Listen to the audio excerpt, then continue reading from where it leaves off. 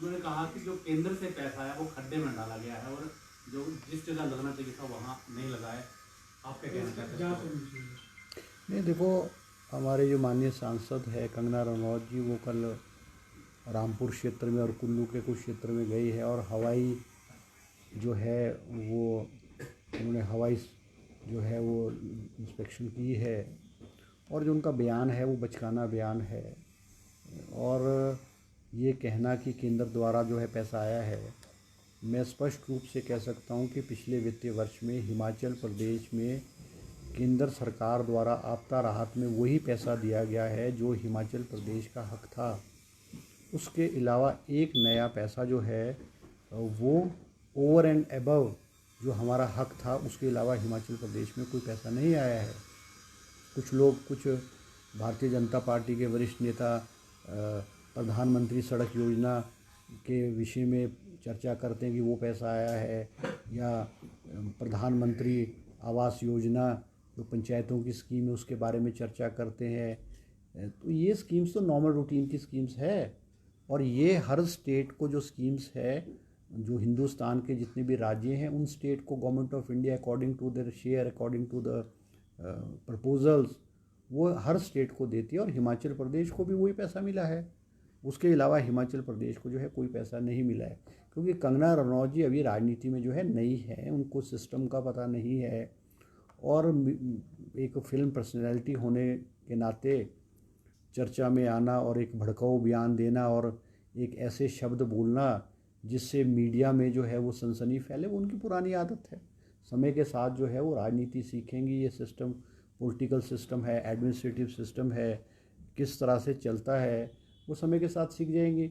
और केंद्र द्वारा या किसी भी प्रदेश द्वारा कोई पैसा खर्च किया जाता है, वो एक एक पैसे का हिसाब होता है। और वो पैसा जो केंद्र सरकार द्वारा या हिमाचल प्रदेश के भी कोई डिपार्टमेंट या किसी स्कीम का जो पैसा होगा, उसकी ऑडिटिंग होती है, उसकी सैंक्शन होती है, उसकी मॉनिटरिंग होती है, उसकी सुपरविज़न होती है। कोई किसी सरकार या कोई मंत्री, कोई सरकार कोई अपनी मर्ज़ी से कोई पैसा थोड़ी खर्च कर सकता है।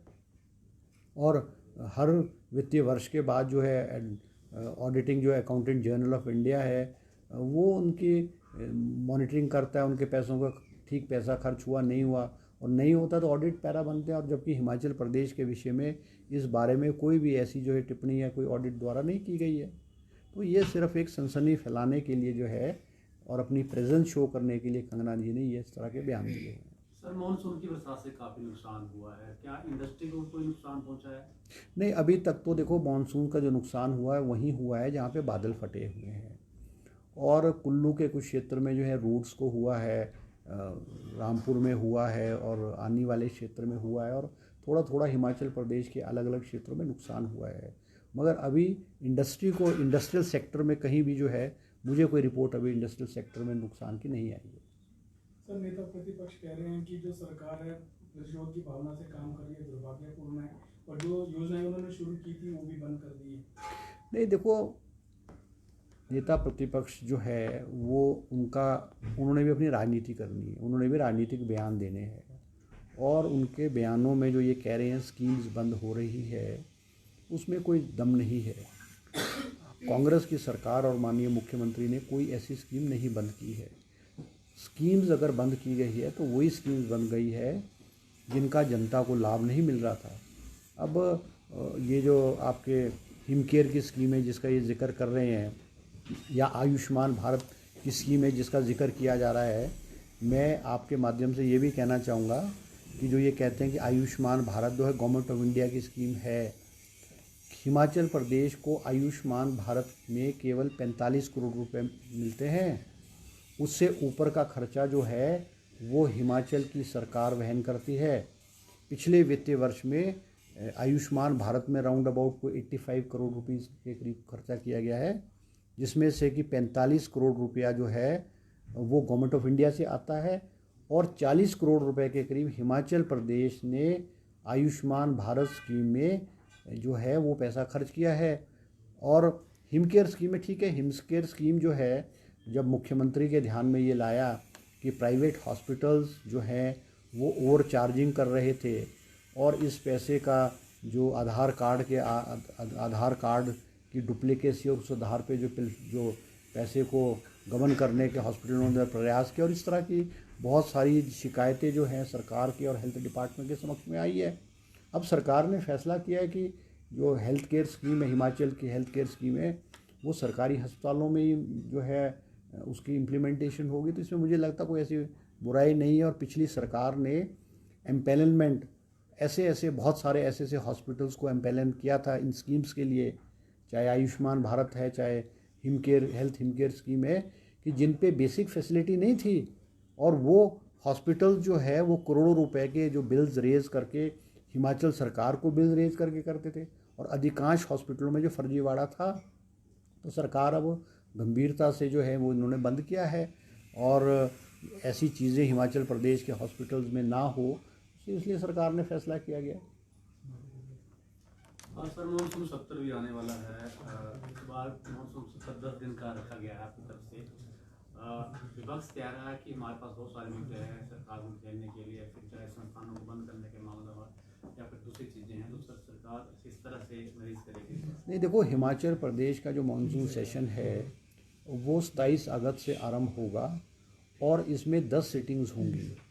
ये हिमाचल प्रदेश के इतिहास में पहली बार है कि मानसून का स्तर इतने लंबे दिनों तक वो होने जा रहा है। अमूमन चाहे पूर्व में कांग्रेस की सरकारें रही हैं, चाहे भारतीय जनता पार्टी की सरकारें रही हैं, मानसून सेशन कभी भी 5-6 दिन से ज़्यादा नहीं होता है।